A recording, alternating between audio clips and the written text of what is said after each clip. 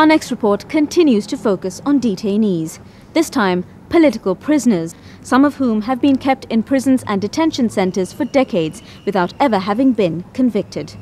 Families of the detainees, along with rights organisations, have lobbied consistently on their behalf, but have received minimal response from authorities.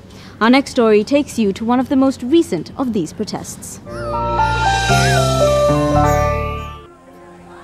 There are over 10,000 people languishing in jails across the country, held in detention as political prisoners.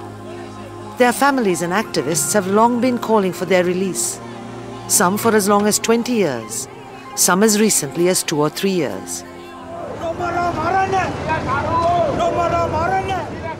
This demonstration by the Committee for the Investigation of the Disappeared, held in Vaunia town, is supporting the families of those in prison over links with the LTTE. வீட்டில் வந்த இராணுவத்தினரே வந்து வீட்டில் கேட்டு விட்டு எங்கே கணவரண்டு கேட்ட போது நான் மீட்டிங் போனதுன்னு சொன்னோன்னா அங்கே இடையில் வந்த வலிமை மீட்டிங் முடிந்து வீடு திரும்பி கொண்டிருந்த வேளையில் பவுலில் விட்டு எனது கணவரை மட்டுமே எரிச்சென்றுள்ளனர் பகல் 12 மணிக்கு. இதுவரையிலும் அவரை பற்றிய எவ்வித தகவலுமே எதுவித தொடர்பும் எதுவித சம்பந்தமும் இல்லாத எனது கணவர். எனக்கு அம்மா அப்பா சகோதரம் யாருமே இல்லாத ஒரு அனாதை பெண்.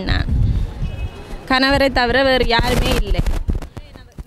It is under the PTA, the Prevention of Terrorism Act, that the husband of this woman and others like him are being held.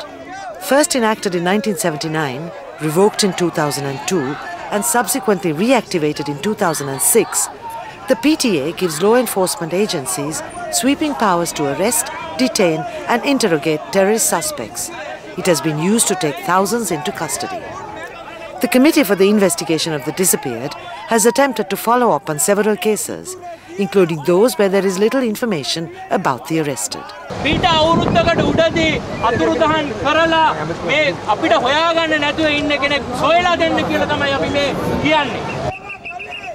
These families and activists want the government to either charge or release political prisoners in their custody. இவர்களுடைய துன்பங்களை அரசாங்கம் உடனடியாக தீர்த்து வைக்க வேண்டும். தன்னுடைய காவலிலே இருப்பவர்களுடைய முழு பட்டியலை வெளியிடுவதன் மூலம்தான் அது போராளிகளாக இருக்கட்டும் சாதாரண பொதுமக்களாக இருக்கட்டும் அவர்கள் உயிரோடு இருக்கிறார்களா இல்லையா என்பது தெரிந்தாக வேண்டும்.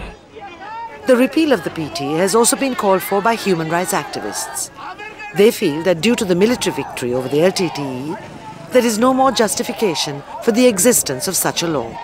Most logical thing to do for the government is to repeal the PTA because the war is no more there. But for some understandable or strange reason, the government is persisting with that.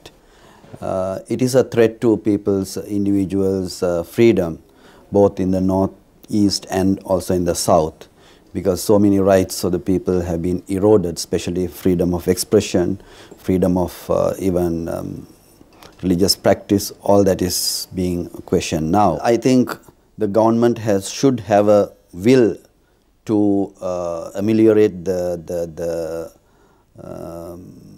disadvantages that have been brought by this law, and there is only there should be political will. Otherwise, by legal means, the relief cannot be obtained at present.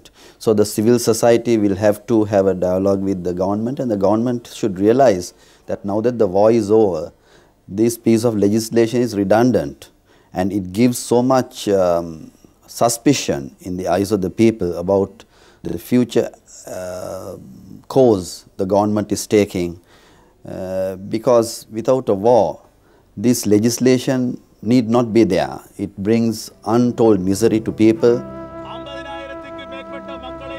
The war may be over, but many among the Tamil community are still not at peace.